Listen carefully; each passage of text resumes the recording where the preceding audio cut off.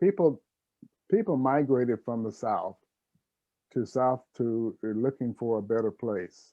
Part of the migration, Black migration, and and and and they didn't know where they were going exactly, but they know that there are stops along the way.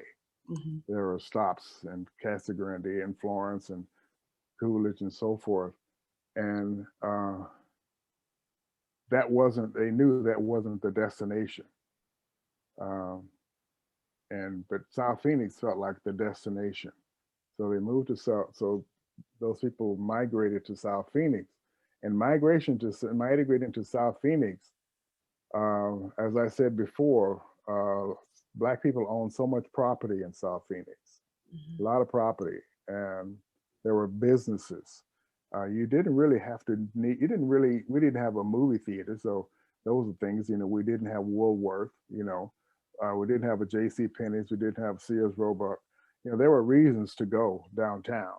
Mhm. But everything else we needed was there. I mean, there were restaurants. There were grocery stores in South Phoenix. Yeah, everything. It was a self-contained community, and it was a community that had so much promise. And I think about, I remember um, when things started to change, realizing that South Phoenix, at some point, we realized that South Phoenix was a red line. I didn't understand the meaning of red line, and South Phoenix was being redlined, and wonder why. Um, on from 24th Street, east of 24th Street and Broadway, from 24th to 40th Street, there was no new. People couldn't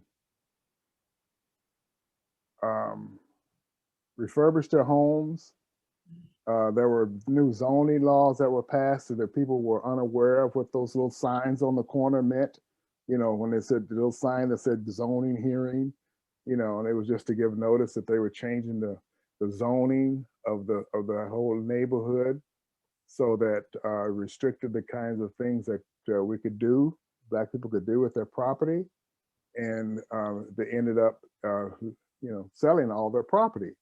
Ended up selling and moving to Maryvale, or for the integration came the opportunity to move, across town, be integrate, you know, um, and so as a result of all of that, um, um, we probably lost what we were looking for. You know, it's a sadness there because last time I was in Phoenix about 3 years ago, I was took a drive road a road down. I always go out broad South Phoenix and I always go up ride down Broadway and look at all the new stuff. And I said, oh my God, I can't even recognize this place. Mhm. And as I said, from 40th Street, all down 40th Street and Broadway, all the way to 16th Street, there was Black homes and so forth, and little businesses, little stores. And Mhm. the only thing that's there now that was when I lived in Phoenix was a little There's a Chinese grocery store on the corner of 32nd Street and Broadway. Mhm. That's the only thing that's there that was the only thing remaining.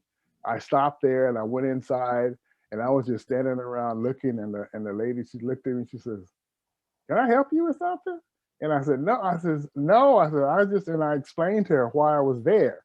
And she said, "Oh yeah, I get 2 or 3 people a week sometimes come in, the same reaction that we're the only thing that they remember."